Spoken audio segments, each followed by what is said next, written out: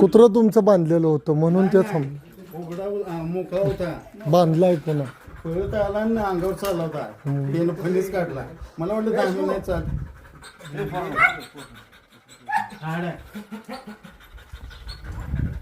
चावला असताना कुत्र्याला, कुत्रं मरतेच. साप चावलाय, कुत्रं नाही राहत. साप काय तो बसला. काय खायला का तो? लपण्याचा प्रयत्न करायलाय. गेटच्या आत आल्यामुळं फसलं ते.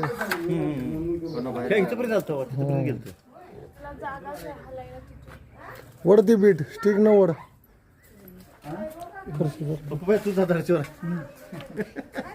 आमच्या आत्तीचं पोरगा आहे आपल्या सावकाश.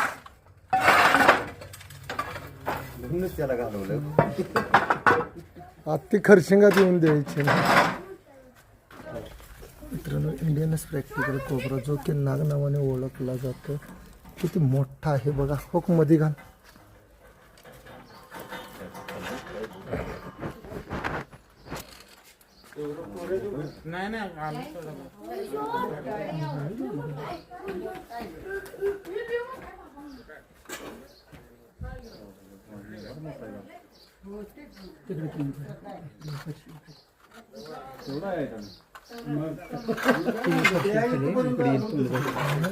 खरी पण मोठी काढली मग सगळं माझ्या टेकरे सगळं पाहिजे गावातले.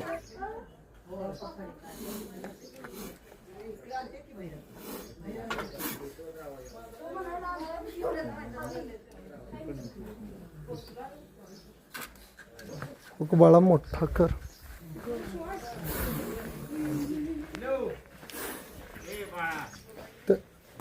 त्याला अन्न भरणी घ्या, त्या लेवलचीच मोठी आहे.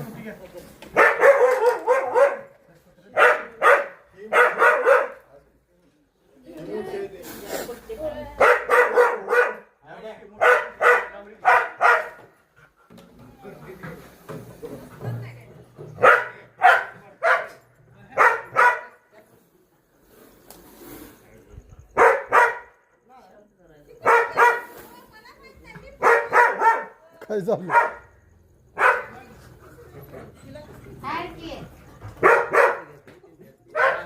तुम्हाला बी चावत नाही तो, जाणीवपूर्वक कशाला चावत? कुत्र्याला तर नाक दिसलेलं त्यामुळे ओरडायला लागले. आणि पूर्ण कंपाऊंड आहे आणि त्यांनी फरशा ठेवलेल्या, म्हणजे थोडीशी अडखळ आहे. तो थांबलेला आहे आणि खूप मोठा नाग आहे आणि खरशिंग गाव आहे हे.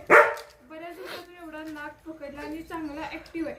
आणि आता तरी ऊन आहे, उन्हाचं टेम्परेचर जास्त असतं त्याच्यामुळे साप कोणत्या ऊन असल्यामुळे सापाचं प्रमाण म्हणजे चिडतात जास्त. कोणते जरी साप असले, विषारी असो किंवा बिनविषारी असो, डायरेक्ट चावायलाच येतात. आणि आपण जसा उन्हानं व्हायबल झालेला आहे त्याच्यामुळे थोडा जरी स्पर्श केला तरी म्हणजे त्यानं फणा काढलेला आहे, चिडलेला आहे तो. आणि कुठं एवढी मी समोर हलते, आजूबाजूला सगळे हालचाल करते, त्याच्यामुळे तो असंच एका जागी फणा काढून थांबलेला आणि असाच एका जागीच थांबणारा फणा काढून म्हणजे तो नागच असतोय.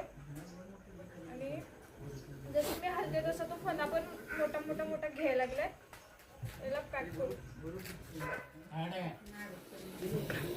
आता रे माझ्याकडेच बघा.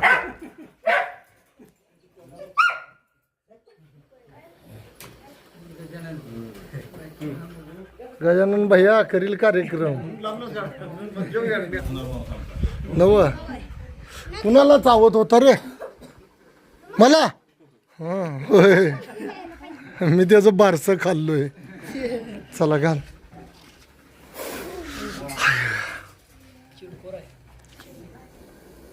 काय होतंय आता, मॅटिंग असल्यामुळं साप बाहेर पडाले ना. नरमादाच्या शोधात साप बाहेर पडतात.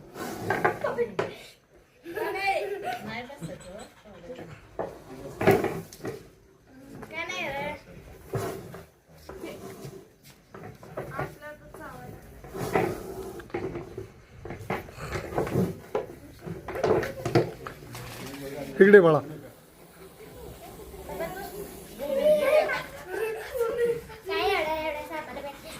चला बाबा नो, त्यांच्याकडे जाऊन द्या आता.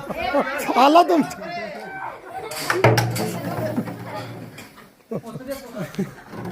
त्यांची पाचावर धारण नाही लागत घालत्या. तिच्या ताकदीला त्या भरणीला पण ऐकत नाही तेव्हा वर येतोय. धरला की वर येतोय हातापर्यंत.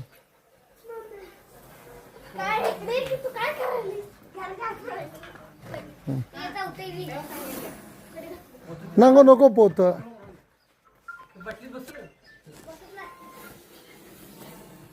काय खाल्लाय कोणास ठाऊक एवढा मोठा झालाय.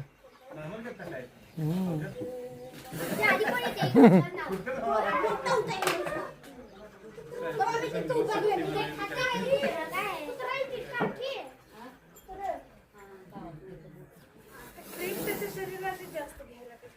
तिथनं वर चढतोय त्याच्या शरीरालाच धरून.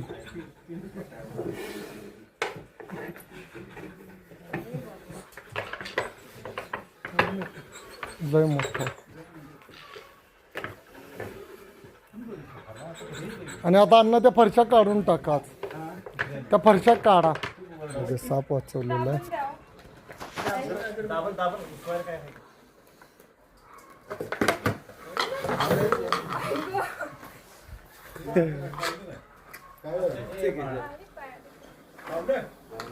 अंगावर येईल.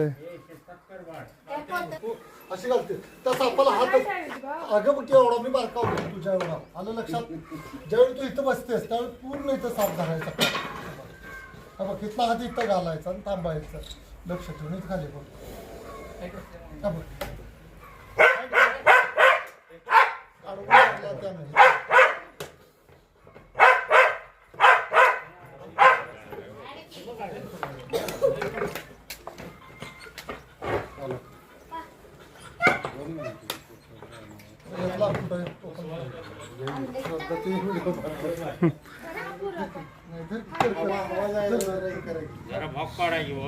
फिरायला पण एवढ्या मेहनतीनं म्हणजे पॅक केला. फर्नेस प्रॉपर पण यूज आहे. बर ठीक आहे. धर दाब. वरच आहे वरच आहे ते. त्यामुळे पॅक करायला लई हे होतं. खरशिंग गाव आहे. चारी बाजून कंपाऊंड आहे. तरी पण तो येऊन बसलेला आहे. एकाच ठिकाणी बसण्यास कारण म्हणजे फरशा ठेवल्या त्याने त्याच्यामुळे त्याला लपायला जागा झाली त्यामुळे बसलेला. आणि तेवढ्याच फरशाचा बाकी तुमचं क्लीन आहे त्या फरशा तिथून काढून टाका. मी डायरेक्ट तुमच्या घरात येऊन बसतोय. आणि याला जंगलामध्ये रिलीज करणार. आणि हा नाग जरी कुणाच्या घरी वगैरे किंवा चुकून पाय पडला तर चावला तरी कोणी पण भेऊ नका. एवढा मोठा साप आहे. जवळच्या म्हणजे गव्हर्नमेंट हॉस्पिटल आहे त्याच्यामध्ये त्याच्यावरती लस असते विषारी सापावरती. तरी त्याच्यावरती वेळेत आपण जाणं गरजेचं आहे. वेळेत त्याच्यावरती लस घेणं आपण गरजेचं आहे. न कुठला वेळ घालवता. त्यामुळे जवळच्या हॉस्पिटलमध्ये जाऊन त्याच्यावरती लगेच ट्रीटमेंट करा. माणसाला काही सुद्धा होत नाही. आणि या सगळ्यांचं अभिनंदन. त्यांचं अभिनंदन त्यांच्या घरात पकडला त्यामुळे त्यांनी वाचवला. व्हिडिओ आवडला तर लाईक करा, शेअर करा, कमेंट करा. साप वाचवा निसर्ग.